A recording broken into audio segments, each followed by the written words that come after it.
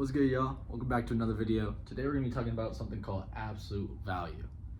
Now, what absolute value is essentially the distance from zero. The sign is that thing that you see right in the corner there. Looks a little bit something like this. And like I said, what it means is distance from zero. So the way that I like to explain it is something like this. We always have that one friend that goes out all the time but doesn't really care about anything else other than getting home, right? They go out, they're chilling for maybe a couple hours or so, maybe even less sometimes depending on the situation. And then all they start thinking about is how far away from home am I, right? Trying to get that Uber set up, trying to get home. That's all they care about, right? That's what absolute value is. All absolute value cares about is the distance from zero, right? Doesn't matter what side of the number line they're on, don't care whatsoever. All they care about is that distance from zero. And so that is something that we have to really pay attention to when we're answering questions using that, because there's a chance that that absolute value sign looks positive, but it's actually not. The reason why is because, like I said, it doesn't care about the sign. But unfortunately, once we have to drop those absolute value signs is when all those negatives start coming into play. So over the next couple questions, I'll kind of show you how that works and how we can solve these quite easily. I'll see you. Boom, we're back. I got 4 questions here that we're going to go through just so I can kind of show you that idea. First one here is not really a question whatsoever. It just says the absolute value of x is equal to 7. Now what does that mean? Well, usually you would think, well, cool. I mean, you already gave me the answer, right? X equals 7, but that's not exactly the case. Like I said, this absolute value sign is kind of almost pulling like a wool over our eyes. You know what I mean? It's just trying to make us think that it's only positive. But the second that I drop these absolute value bars like this, something else comes into play. And that's the possibility that this is actually also -7. Again, the reason why is because all it matters about is the distance from zero. So what this is saying is let's say if we have a number line here, this is 0. All it knows is that there's a number over here that's 7 away. That's positive 7 over here. But there's also a possibility that we're still 7 away, but we're on actually the -7 side. So we have to kind of keep that in mind when we're solving these, that there's a possibility of it being positive or negative. Cool. All right, so now that brings us to the next one. 2x plus 3 equals 11. Again, now this is when we're starting to get a little legit. So the first thing I'm going to do here is there's no other values other than the absolute value, so I'm going to drop the absolute value sign. So that gives me, let me actually move on this side now. That gives me 2x plus 3 equals 11. But that also gives me 2x plus 3 equals -11. Notice nothing changes on the left side. It's the only thing that changes is the thing on the right side here, because that's what the distance is. This is what's basically talking about the distance from 0. So that's what's got to flip. Now from here, I'm just going to solve these separately. In this case here, right, let me just actually erase this first so I have some space. I'm going to subtract 3 from both sides. That gives me 2x is equal to 8. Then I'm going to divide by 2 on both sides and give me x equals 4. Cool, right? We're chilling. But like I said, we also have to take account to the other side as well. So now my other one, 2x plus 3, is equal to -11. Now the process is still the same. Numbers are going to be a little bit different though. Because when I subtract 3, -11 minus 3, you know, you owe your friend $11.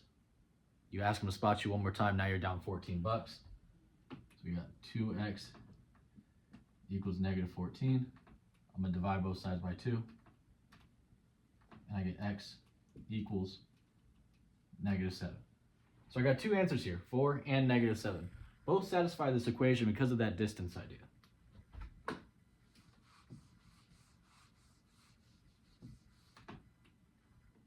All right, next one. We got an inequality here. A little bit different again, right? So what I'm going to do is I'm going to treat this like any normal equation, okay? I have x plus 3 is greater than or equal to 8. But I also have to acknowledge the fact that now that I dropped this absolute value sign, there's a possibility of the opposite as well.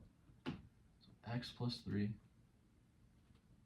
is less than or equal to -8. Now why did the sign flip too? Again, it's because we're on both sides of the number line, but opposite directions. So if you think about it, if there's a number line here, we got 0, and we got 8 here. This first one, x plus 3 is equal to, or greater than or equal to 8, that's going in this direction, right? It's going here. So if I have to take the other side, the distance from 0, well, it's anything less than 8, right? It's got to be the same thing on both sides, but the opposite, because the sign is what doesn't matter, right?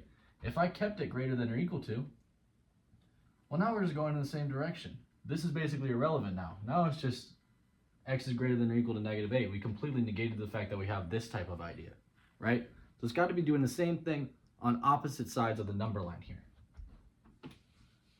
Again, it's the distance from it. So this one over here is going positively away on 8, and then this one over here is going away from it again, just on -8, the other side.